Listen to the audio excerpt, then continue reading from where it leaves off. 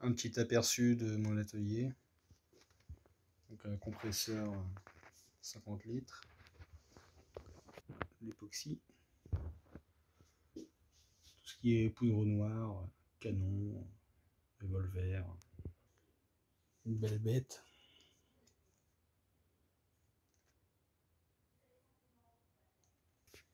Donc, petite réserve de poudre noire. Des boulets. Des petites balles. Des amorces. Voilà, tant qu'on est dans les armes, hein, une petite arbalète sympa avec un red dot. Ensuite, un peu de tout, hein, l'outillage pour fraisage, tournage, 2 touches inter, 2 touches exter, les jauges de profondeur, les pinces R40 avec un carré, un qui se monte dans les cônes, des toutes petites pinces, des cales de fraisage pour la boîte de forêt, lime de dureté,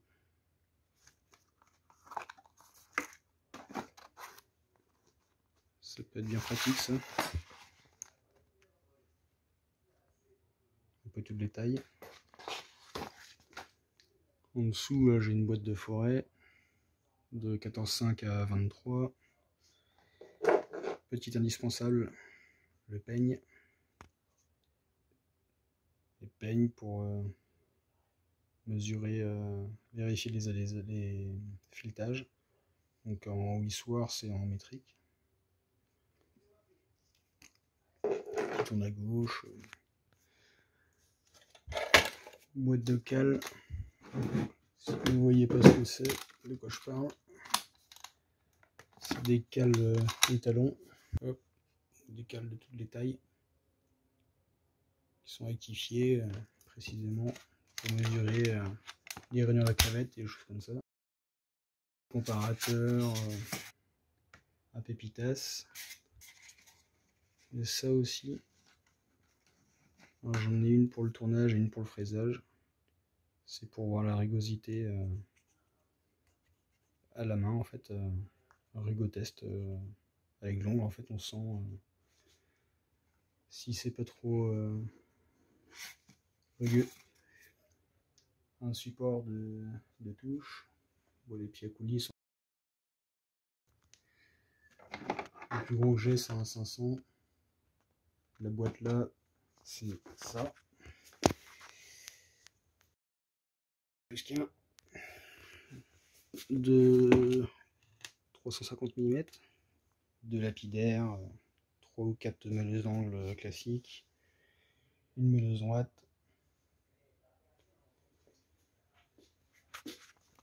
des petits outils pour tournage du bois et des ciseaux à bois aussi. Donc pour revenir sur le compresseur, petite clé à choc qui va bien, qui fonctionne nickel, KS Tool. Le matos c'est vraiment correct, KS Tool. Un petit cliquet pour compresseur. Ponceuse excentrique. Ça, j'avais fabriqué ça aussi. J'ai toujours pas de fraiseuse parce que j'ai pas la place, mais j'ai les V qui sont OP, ils sont prêts. Alors, je t'ai rectifié le tenon au besoin selon la taille de la rainure. Si vous voulez faire de la forge, j'ai ce qu'il faut. Un poste sympa qui fait TIG, MMA et découpeuse à plasma aussi. Donc un autre poste à souder MMA Spark 100 qui fonctionne nickel. Celui-là il a fait des centaines de baguettes, il fonctionne vraiment nickel. Un autre poste à souder, ce coup-ci un semi-auto. Forcément toutes les baguettes qui vont bien. Alors ça c'est le truc à ne jamais acheter, c'est de la grosse merde. Prenez plutôt ça. La qualité est franchement pas mal. Ça tient vraiment la route. Bon, perso, moi j'avais pas besoin de tarot parce que j'en ai plein, mais par contre des filières je n'avais pas. Donc j'ai pris la boîte l'ensemble complet. ça, bon, plein de forêts, plein de tarots avec les forêts qui vont bien ensemble, comme ça je cherche pas. Les tarots de toutes les tailles jusqu'à M27. 10 volts, 18 volts, petite visseuse qui a bien la wash. Je sais plus combien elle a une Newton mètre celle-là, mais elle envoie la coiffe. Donc une perceuse Hitachi, niveau burinage, elle est carrément bourrin, c'est le cas de dire. Les visseuses, clés à choc, tout l'indispensable. Renvoi d'angle. Renvoi d'angle avec mandrin. Donc toujours avec les visseuses, les mèches plates.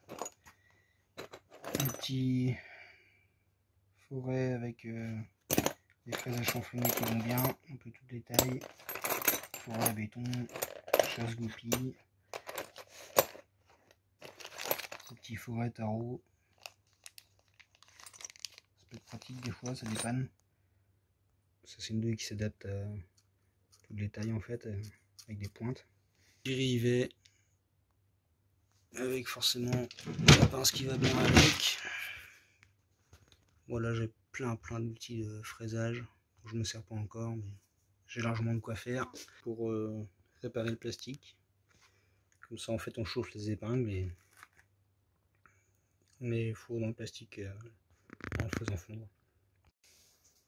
Une super table à fraiser à pas cher. Mais bon, ça peut dépanner pour les perceuses à colonne, ça peut être pas mal. C'est une table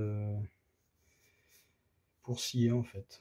Donc je fais des petites rainures, je fais la petite barre qui va bien, que je peux déplacer comme je veux.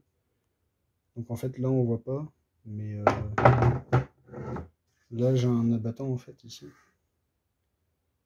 Donc en fait j'ai un autre abattant qui se lève derrière, donc je peux prolonger la table. Et j'ai un plateau là, hop, avec une rainure qui va bien.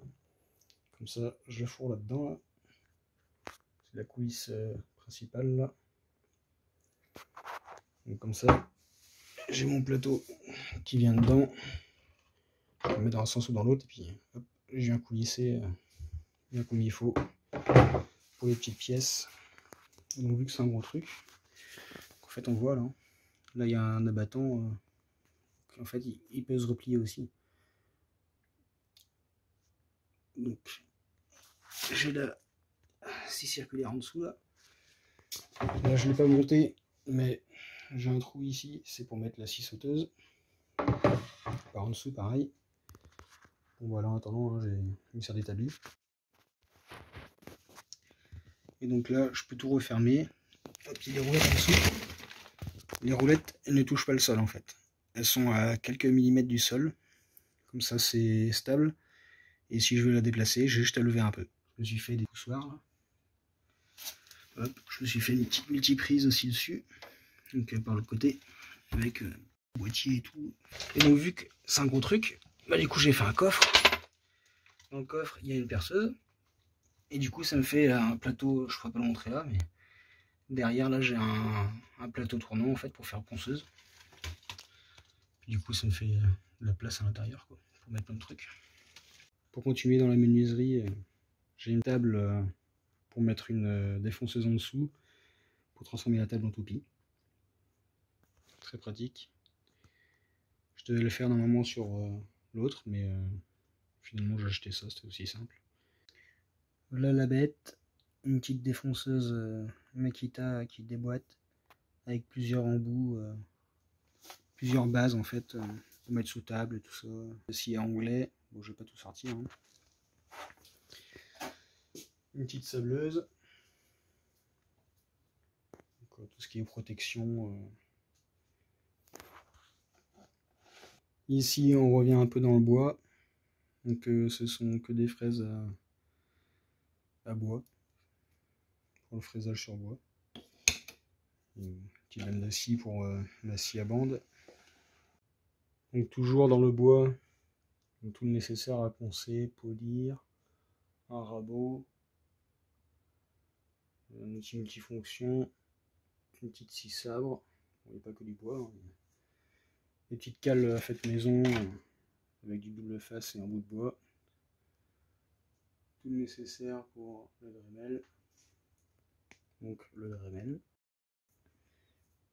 Donc la scie sauteuse Bosch qui est très vieille, qui tire un peu la tronche, normalement elle est montée justement sur mon établi là-bas. Donc ça, une scie plongeante avec règles qui vont bien. Une autre scie circulaire encore. Je suis collectionneur. Ça c'est une girafe. Des petites fraises à lamer pour faire des meubles. Pour pouvoir mettre des petits pions. Tout ce qui est scie cloche pour le métal, le béton, le ciment, tout ce qu'on veut. Ponceuse stationnaire qui peut se lever.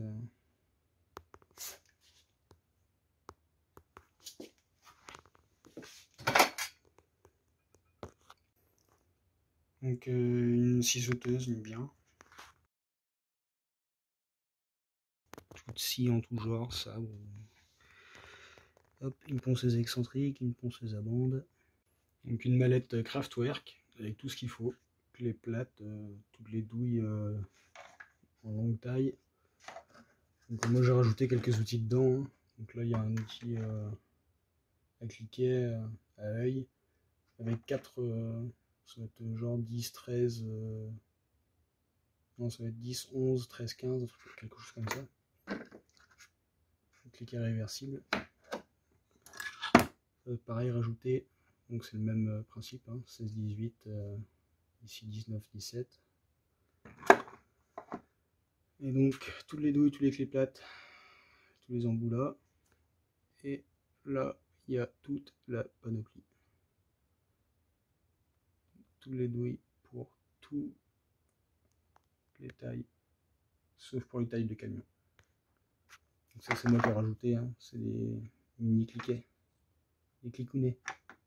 Donc les douilles, et même les douilles à choc.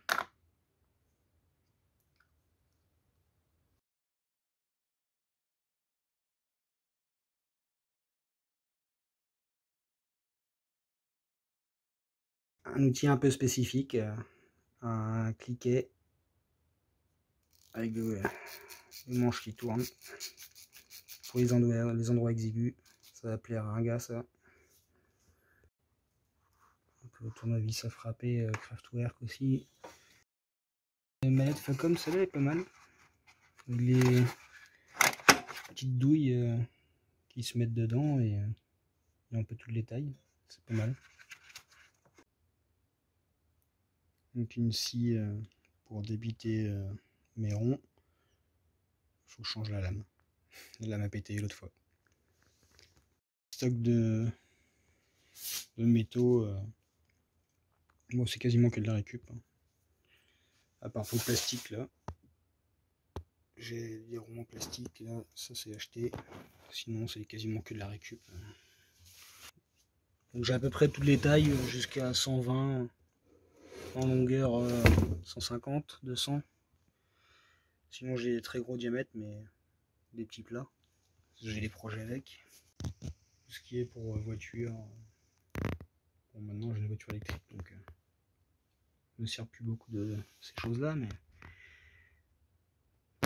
pour monter les soufflets c'est pratique.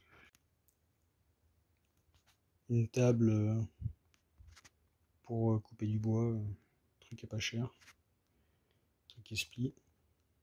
Un vieil étau de fraisage qui tient un peu plus la route que la table en alu de tout à l'heure, mais beaucoup plus petit par contre. Donc ça c'est un étau que j'ai entièrement réalisé moi-même à partir de zéro. J'ai acheté un tube rectangle là, et sinon c'est que de la récup, la ferraille de récup. Du coup j'ai tout soudé.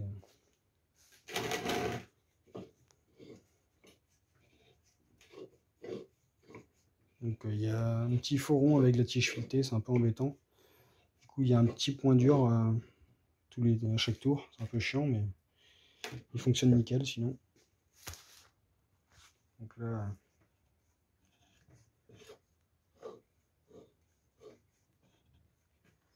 je me suis bien amusé à le faire celui-là. Passer quelques baguettes de soudure là-dessus en MMA. Et je me suis même amusé, vu que je suis friseur, j'avais un peu de temps au travail, je m'étais amusé à faire des petites dents. Et bien sûr de l'autre côté, pour pouvoir serrer des ronds. Et perceuse à colonne. Et donc pour terminer mon tour à Simex DIY 0820, une taille raisonnable. On peut changer la rotation avec les deux manettes qu'on voit là. Et par contre pour les avances et les filetages, ça se passe avec les engrenages. Un diamètre au-dessus du banc de diamètre 220 et entre pointe 520 mm. Avec une contrepointe en MT3 et soi-disant un moteur de 750 watts. Mais moi j'ai mesuré 380. Mais c'est suffisant vu que le tour n'est pas super rigide, ça suffit largement. Voilà pour le petit tour d'atelier.